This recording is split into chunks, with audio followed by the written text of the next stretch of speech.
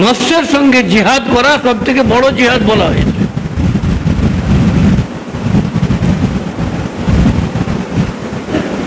জনাব রাসূলুল্লাহ সাল্লাল্লাহু আলাইহি ওয়াসাল্লাম একটা জিহাদ থেকে যখন ফিরছিলেন তো রাস্তায় সাহাবায়ে কেরাম রিজওয়ানুল্লাহ আলাইহিম আজমাইনকে বললেন যে রাজানা মিন জিহাদিল আসগরি ইলাল জিহাদিল আকবর, যে আমরা ফিরলাম ছোট জিহাদ থেকে বড় জিহাদের দিকে। তাহলে নবীজি ছোট জিহাদ কোনটাকে বললেন? যেটা মুশরিকিনরা মুসলমানদের উপরে হামলা করার জন্য চলে এসেছিল, তাদের প্রতিরোধ করার জন্য যে জিহাদ করা হয়েছে, সেই জিহাদটাকে নবীজি কি বললেন? ছোট জিহাদ। আর বাড়িতে ফেরাকে নবীজি বললেন বড় জিহাদ। বাড়িতে কার সঙ্গে জিহাদ করে? বিবির সঙ্গে? তা তো নয়, এমনি বিবির সঙ্গে তো জিহাদ লেগেই আছে সব সময়, খুটুর মুটুর খুটুর মুটুর। না, বড় জিহাদ হচ্ছে নিজের নফসের সঙ্গে জিহাদ।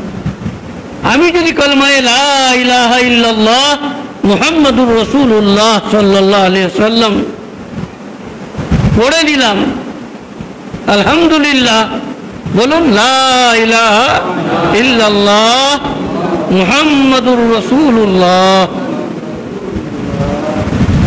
এর মানে এই হলো যে আজ থেকে আমি সারা জীবন যতদিন বাঁচব আল্লাহর মেনে চলবো। কার মেনে চলবো?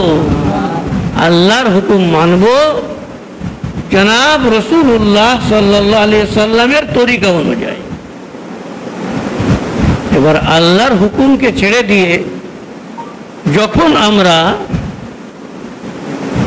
নিজের মনের কথা শুনবো, আল্লাহর হুকুমকে অমান্য করব, তাহলে সঠিক কলমা এখনো আমরা পড়তে পারলাম না। কলমার মানেই হচ্ছে যে কারোর দ্বারাই কিচ্ছু হয় না, যা কিছু হয় আল্লাহ রব্বুল আলামিনের দ্বারাই হয়। আমি কারোর হুকুমের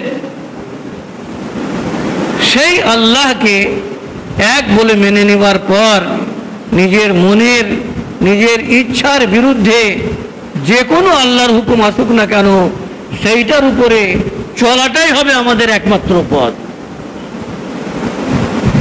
কোরআন শরীফে আল্লাহ রব্বুল আলামিন বলেন যে মা আতাকুমুর রাসূল ফাখুযু ওয়া মা নাহাকুম আনহু ফান্তাহু ওয়াত্তাকুল্লাহ ইন্নাল্লাহা শাদীদুল ইকাব।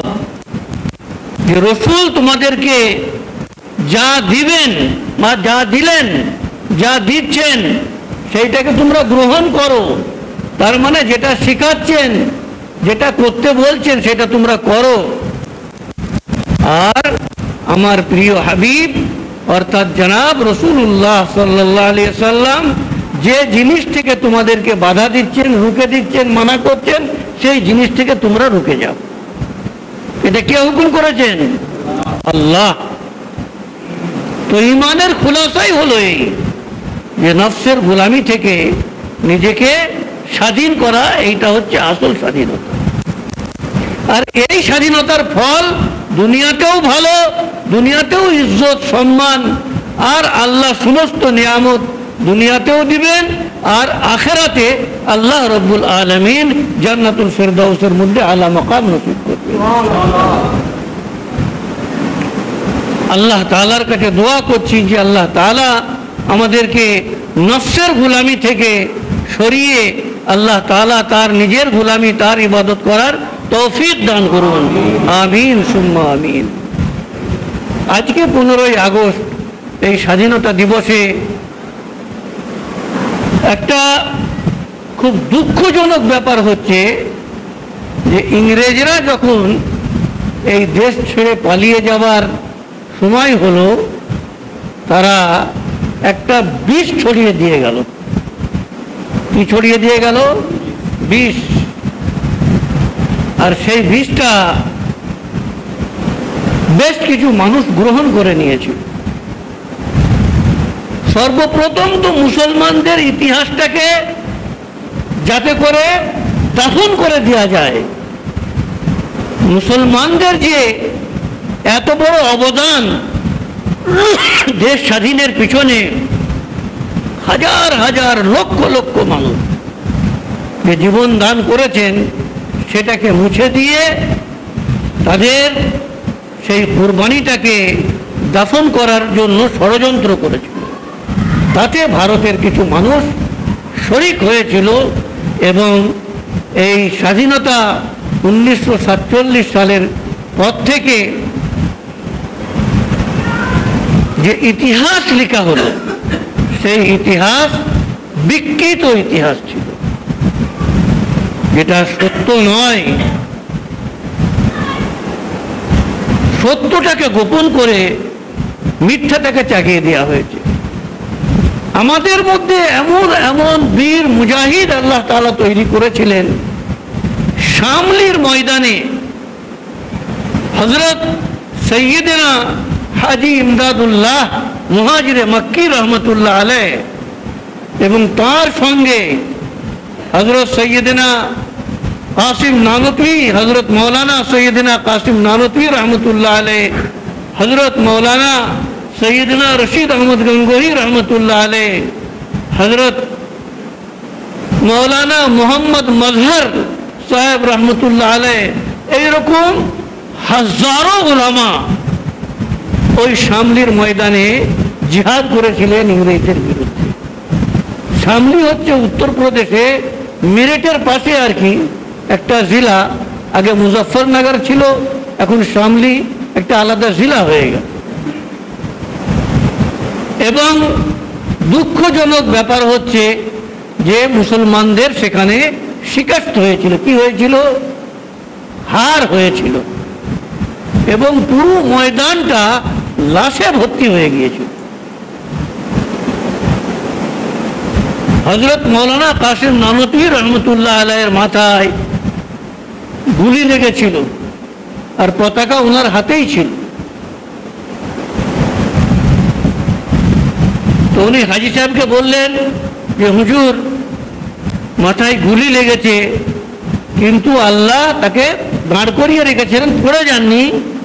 হযরত হাজী সাহেব নওয়ারাল্লাহু মারকাদাহু আল্লাহর পাক কালাম, পাক নাম পড়ে হাতে ফুঁক দিয়ে আর যখনই মাথায় হাত বুলিয়ে দিলেন, আল্লাহ রব্বুল আলামিনের তরফ থেকে কি হয়েছিল?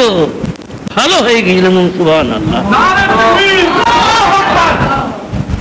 তাদের মধ্যে যারা বেঁচে ছিলেন তাদের নামে ওয়ারেন্ট জারি হয়েছিল। হযরত মৌলানা রশিদ আহমদ গঙ্গোহী রহমতুল্লাহ আলাইহ প্রায় 6 মাস জেলের মধ্যে ছিলেন।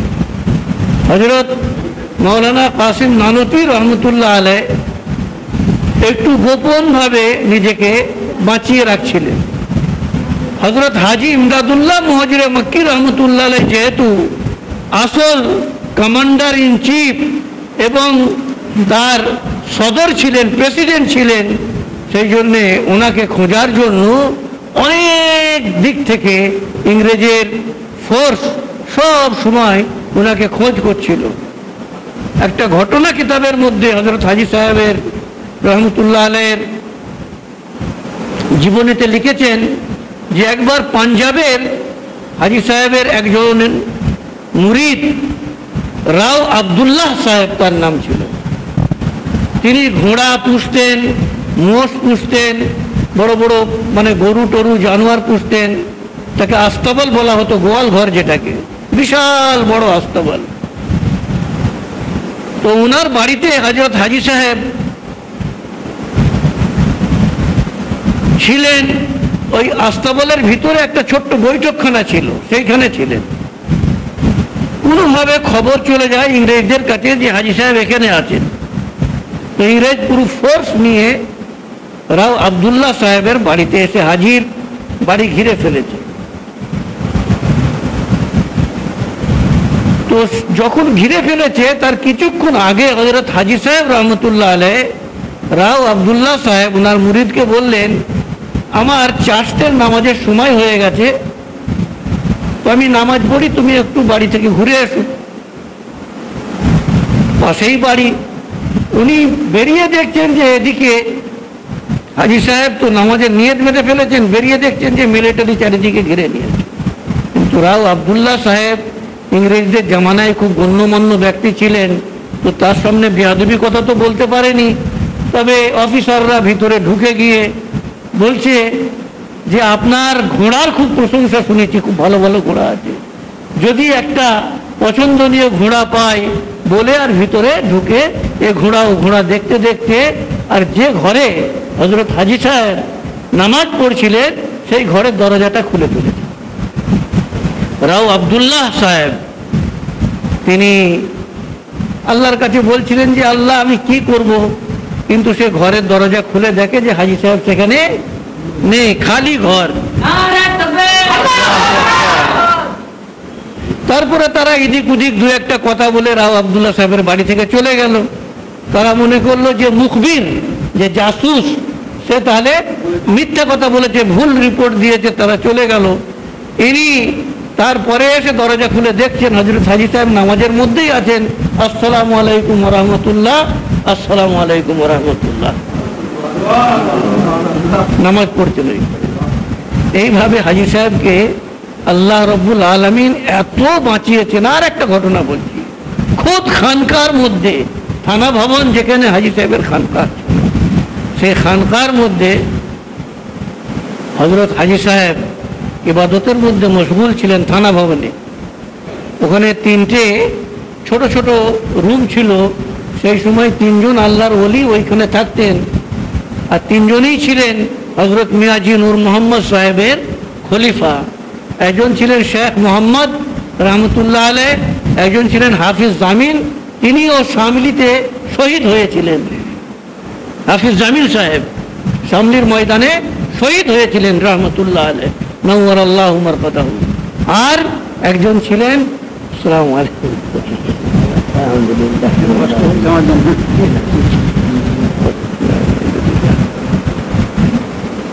আর হাজী সাহেব 3জন, শেখ মোহাম্মদ, হযরত মৌলানা শেখ মোহাম্মদ সাহেব, হযরত হাফিজ জামিল সাহেব, হযরত হাজী সাহেব। সেই খানকার মধ্যে হাজী সাহেবের যে হুজরা ছিল, সেই হুজরার চৌকাট এখনো পুরা আছে।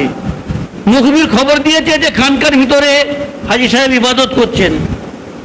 ইংরেজরা এসে খানকাকে ঘিরে নিল, এবার খানকার দরজার ভিতরে পেট্রোল ফেলে দিয়ে আগুন ধরিয়ে দিল। আগুন ধরিয়ে দিয়ে যখন পুরো দরজা পুড়ে ছাই হয়ে গেল, তারা ভিতরে দেখছে যে কেউ নেই। তখন ইংরেজরা অবাক হয়ে গেল যে এই খবরটাও ভুল হয়ে গেল। রাস্তায় যখন যাচ্ছেন জমির মাঝখান থেকে জলা দিয়ে, তখন যারা জলাই কাজ করছিল বলে তুম লোগों ने हाजी साहब को देखा है? बोले अभी तो देखा, इधर से गुजर रहे थे। বলুন সুবহানাল্লাহ। তো এইভাবে যখন ওনার উপরে খুব বেশি কড়াকড়ি হতে লাগলো, হযরত হাজী সাহেব এখান থেকে হিন্দুস্তান থেকে হিজরত করে আর মক্কা মুকাররমা গিয়ে হাজির হলেন এবং সেখানেই বাকি জীবন কাটালেন। এবং ওই মক্কা শরীফ থেকেই ভারতের স্বাধীনতা আন্দোলনের নেতৃত্ব দিচ্ছিলেন। বলুন সুবহানাল্লাহ। যতদিন হযরত মৌলানা কাসিম নানভী রহমতুল্লাহ আলাইহ, হযরত মৌলানা রশিদ আহমদ রহমতুল্লাহ আলাইহ বেঁচে ছিলেন ততদিন, তারপরেও হযরত শেখুল হিন্দ মৌলানা মাহমুদুল হাসান সাহেব যা কিছু করতেন ওখান থেকে মানে ইজাজত নিয়ে, হুকুমনামা নিয়ে করতেন। বলুন সুবহানাল্লাহ। আর সেই স্বাধীনতার যে সমস্ত খিদমত হাজী সাহেব করেছিলেন, তার মধ্যে সব থেকে বড় খিদমত হলো দারুল উলুম দেওবন্দের মাদ্রাসাকে মানে প্রতিষ্ঠিত করা। যখন দেখলেন যে হাজার হাজার লক্ষ লক্ষ উলামাকে শহীদ করে দেওয়া হচ্ছে, একটা সময় এমন মনে হচ্ছে যে আর জানাজা পড়াবার মানুষ থাকবে না, সেই সময় হযরত মৌলানা কাসিম নানুতী রহমতুল্লাহ আলাইহ, হযরত মৌলানা আবিদ হোসেন, হাজি আবিদ হোসেন সাহেব রহমতুল্লাহ আলাইহ, হযরত মৌলানা রশিদ আহমদ গঙ্গোহী রহমতুল্লাহ আলাইহ, আরও বড় বড় আউলিয়া আল্লাহ বুজুর্গানে দিন, তারা সব বসে হাজী সাহেবের হুকুম মোতাবিক ওই দারুল উলুম দেওবন্দকে প্রতিষ্ঠা করেন, যে এখান থেকে ছাত্র তৈরি করা হবে, আর সেই ছাত্ররাই এই কাজকে নিয়ে সারা দুনিয়ায় ছড়াবে, এবং এই ছাত্ররাই হিন্দুস্তানকে আজাদ করে। বলুন সুবহানাল্লাহ। সেই দারুল উলুম দেওবন্দের ছাত্রদের মধ্যে উল্লেখযোগ্যভাবে যে সমস্ত বুজুর্গানে দ্বীন ছিলেন, তাদের মধ্যে হযরত শেখুল হিন্দ মৌলানা মাহমুদুল হাসান সাহেব রহমতুল্লাহ আলাইহ, এবং ওনার ছাত্র হযরত শেখুল ইসলাম হযরত মৌলানা সৈয়দ হুসেন আহমদ মাদানী রহমতুল্লাহ আলাইহ, আর এবং যত মানে বড় বড় আমাদের আকাবিরিন যারা এতে শরীক হয়েছেন এবং নিজের জীবনকে কুরবান করেছেন, শেষ করেছেন এই স্বাধীনতার ব্যাপারে, তারা সবাই ছিলেন দারুল উলুম দেওবন্দের ছাত্র এবং সেখানকার শিক্ষার্থী, এবং সেখান থেকে ইলম শিক্ষা করে ইংরেজ দিয়ে তাড়াবার সমস্ত রকম পরিকল্পনা করেছিলেন। আল্লাহ তাআলা তাদের সকলের এই কোরবানিকে কবুল করুন। বলুন আমিন। আমাদেরকেও আল্লাহ তাআলা তাদের নকশে কদমের উপরে চলার তৌফিক দান করুন। একটা ছোট্ট ঘটনা মনে পড়ে গেল, বলছি হযরত মৌলানা মোহাম্মদ মজহর সাহেব রহমতুল্লাহ আলাইহ বহুত বড় আলেম ছিলেন, বুজুর্গ ছিলেন। তিনিও হাজী সাহেবের নেতৃত্বে ওই শামিলির ময়দানে কি করেছিলেন, জিহাদ করেছিলেন। তো তিনি জখম হয়ে পড়েছিলেন। যখন জিহাদের ময়দানে কেউ পুরো শহীদ হয়ে যান আর কেউ জখম হন, তো হযরত মৌলানা মজহর সাহেবের একটা অভ্যাস ছিল, তিনি সবসময় এই ঠোঁটটা এরকম করে চুষতেন। কখনো খেতে খেতেও চুষতেন, পড়াতে পড়াতেও চুষতেন, বয়ান করতে করতেও চুষতেন, মানে সবসময় এই ঠোঁটটা চুষতেন। তো ওনাকে ওনার যারা ছাত্র মুরিদান তারা জিজ্ঞাসা করতেন, কোনো উত্তর দিতেন না। ওনার ইন্তেকালের কাছাকাছি সময়ে কিছু খাস লোক ওনাকে জিজ্ঞাসা করতে, উনি তখন সেই রাজ খুললেন। বলছেন যে যখন শামলির ময়দানে সব লাশ পড়ে আছে, কিছু কিছু জ্যান্ত মানুষ আছেন, তাদের মধ্যে আমিও ছিলাম, পড়েছিলাম ওই ময়দানে। তো অন্ধকার নেমে এসছে, দেখছি যে জান্নাত থেকে আল্লাহ রব্বুল আলামিন হুরেদেরকে পাঠিয়েছেন যারা বেঁচে আছেন তাদেরকে পানি পান করানোর জন্য, আর যাকে পানি পান করাচ্ছেন তিনি শাহাদাত বরণ করছেন। ওই পানি পান করাচ্ছেন আর তিনি শাহাদাত বরণ করছেন, আশহাদু আল্লা ইলাহা ইল্লাল্লাহ ওয়া আশহাদু আন্না মুহাম্মাদুর রাসূলুল্লাহ। যখন আমার কাছে একটা হুর এসে পানি পান করাতে লাগলো, তখন আরেকজন এসে পেয়ালাটাকে আমার মুখের কাছ থেকে সরিয়ে দিল, কিন্তু পেয়ালাটা আমার যে ঠোঁটে লেগেছিল, একটুখানি রস আমার ঠোঁটে লেগে গিয়েছিল, কিন্তু আমাকে আর পানি পান করতে দিল না। এবার ভাগ্যের আল্লাহর রহমতে কিসমত ভালো ছিল, আমি বেঁচে গেলাম। কিন্তু সেই যে পেয়ালাটার একটুখানি ছোঁয়া আমার ঠোঁটে লেগেছিল, তো সারা জীবন ওই ঠোঁটটা আমার মধুর মতো মিষ্টি, এবং মধু আল্লাহ তাআলা তার ভিতর থেকে আমাকে সেই স্বাদ দিয়েছেন।